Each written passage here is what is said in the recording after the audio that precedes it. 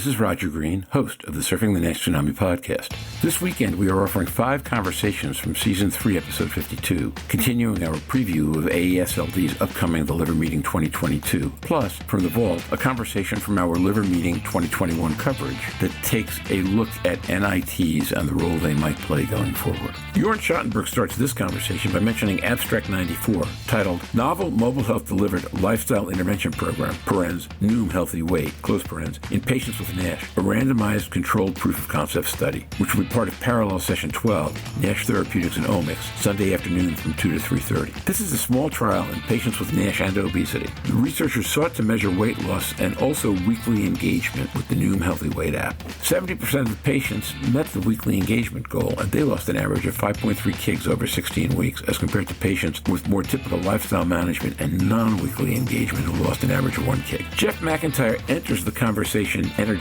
to note that he loved this abstract and intended to treat Duke, and I quote, preach truth from it. Jeff found it promising that a remote technology could generate 70% weekly engagement in terms of what it means for clinical trials. He also finds this data promising in terms of providing a program patients can use to measure health and manage fatty liver disease. By contrast, Jeff discusses recent conversations he has had with a patient who had been diagnosed for NAFLD and was not maintaining successful self-management because he was, in Jeff's words, bouncing around instead of knowing what to do. I joined the conversation at this point to make a couple of points. First, to note that the small sample and short scope of trial makes its no adverse event result what we should expect. And second, that the recent high level of layoffs at Noom called into question what a successful commercial model to deliver this kind of program might look like.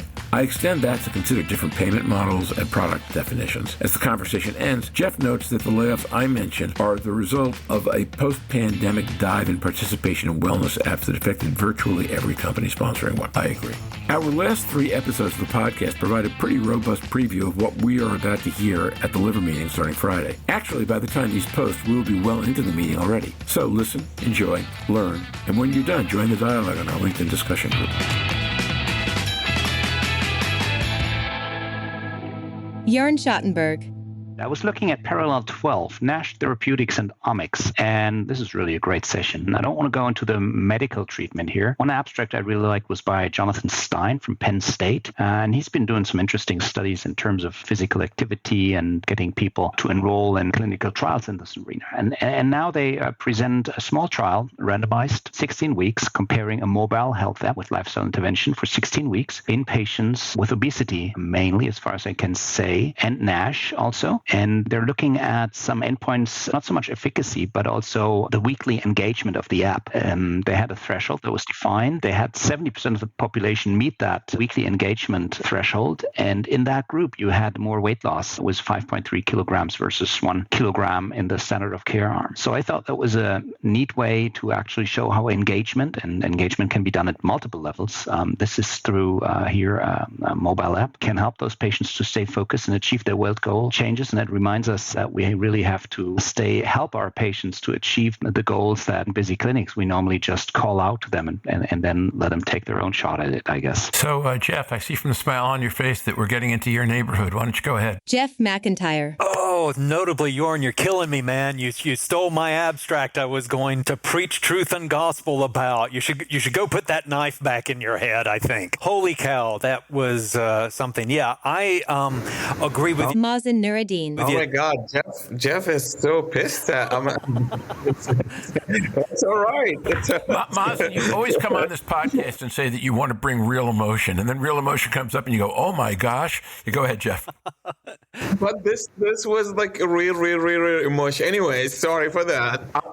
I'm defending my friend, Dr. Schattenberg. I appreciate that, but got to also bring the authenticity to this conversation, too. Yeah, this is an interesting study to me for a couple of things. I mean, you mentioned it last week, Roger, when we had our part 1 of this conversation, and Jörn brings up a couple of interesting points here as well. I took a couple of other interesting elements out of this. I mean, it's a small study to begin with. It's a proof of concept study. But as he mentioned, one of the things that he points out is that they had 70% of weekly engagement on this. And that that seems pretty significant to me, that they actually had people weekly that continued to use it. And I think that points to two things that are promising. One is that it is a personalized sort of technology. And so I think that holds promise for measurements on clinical trials as they become more and more remote. The ability to be able to gather data, the ability to be able to allow folks to not have to necessarily come into a center or a medical facility of some sort. And so I think that's got some really interesting implications there as well. You get into programs like Noom or any program that is an app like this, and there are, I'll say, controversies and conversations and discussions around the larger group of apps, if you will. There's pros and cons to the usefulness of calorie counting. There's pros and cons to the usefulness of kind of the terms and conditions on the gathering of the personal data. If you've had a conversation with me, I'm going to raise that in there somewhere as well. But I think one of the things that really stood out to me in this, well, number one, there were no adverse events. That was really great to hear, that it was solid. But in the absence of adverse events, if that's not too redundant, I think it really points to the benefits of a program. We have seen early on with the conversation with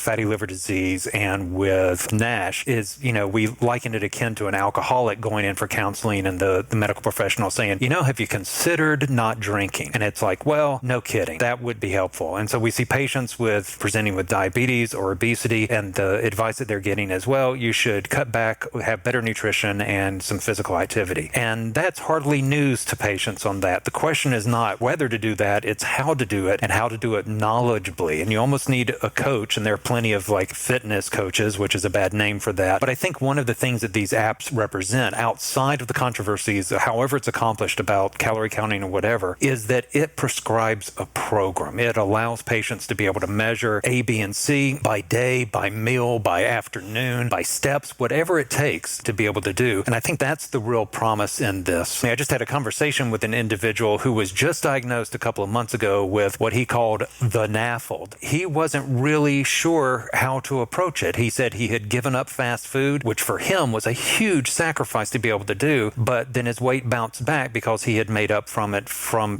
probably eating too many sugars and too many carbs based on his opinion of that. And so he was just kind of lost in the jungle and the morass of kind of what to do. And I think that's one of the things that is promising about these apps that Dr. Stein, he's focused on Noom in this and does a lot of good work. But I think that's the promise of this as well, is that it gives patients a program as opposed to just kind of a large principle by which they need to react to. Okay, truth in packaging. My wife's a former Noom employee, and I'm going to talk a little bit about a couple of things in this paper that they don't give me pause, but they raise questions. Well, the only thing that gives me pause, Jeff, is that if you have two groups of 20 for 16 weeks and you report no adverse effects, I'm not that excited. It isn't long enough. It isn't enough people. Every other comment I'm about to make is not about Noom per se. One is, but generally not. Over the last year, that company's laid off 1,500 people, mostly in coaching. That doesn't mean this study isn't good. That doesn't mean Noom isn't good. What that means is that the commercial model that buttresses this study may not be manageable. And you get to the question, who's going to pay, and what does who's going to pay tell you about what you got? One way to interpret this study would be that certain people who go into a program that they're paying for maintain their motivation at least for 4 months, others don't. Now, the ones who maintain for 4 months, do they maintain for 8? Do they maintain for 12? Because we know if you stop maintaining, you're likely to gain the weight back. So we don't know how many people stuck for more than it's encouraging study, don't get me wrong. We don't know how many people stuck for more than 16 weeks. And if the commercial model for that company doesn't hold up, then we have to ask who's going to pay for this and make it work. Now, I happen to look at these companies just for fun, and we're seeing some emerging right now that have decided they can't make a consumer pay model work. So what they're doing instead is looking to invest a lot more money developing healthcare data and getting payers to pay. Commercially, that strikes me as a more viable approach if you can prove it out, but it will take a longer time to get there. And then the third category are the digital therapeutic apps, where they're actually going for FDA approval themselves, at which point they will or won't get reimbursement, but they will be demonstrated to have achieved what they had in mind. I think this is a really fertile area. I think over the next few years, in one of a number of directions, this will take off, and it will, for the patients who are self-empowered, are willing to do the work themselves, or the people Louise talks about who see one FibroScan reading and jump on it. I think we'll have ways for them to go, and a bunch of them, and this is a really promising first step. But it raises about as many questions to me as it does answers. If I may jump in on a couple of those points very quickly, Roger, is that I think some of the issues that you've raised there are also issues that are endemic to the quote-unquote diet app or physical activity app industry, if you will, that largely profited and benefited hit and saw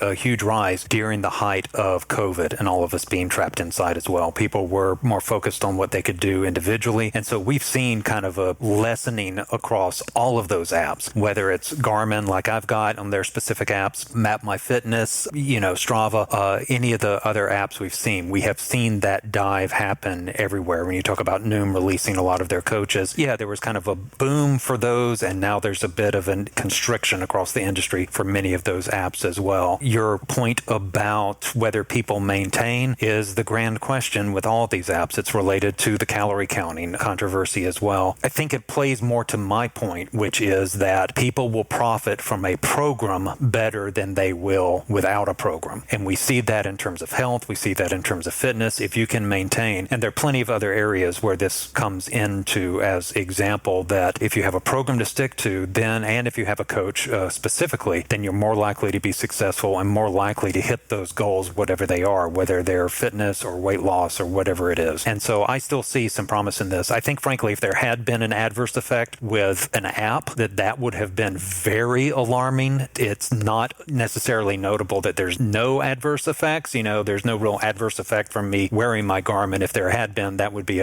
quite alarming. But I think that they point out that, hey, this is, by saying there's no adverse effects, that there is a lot of potential here as well and needs to be explored. And now, back to Roger.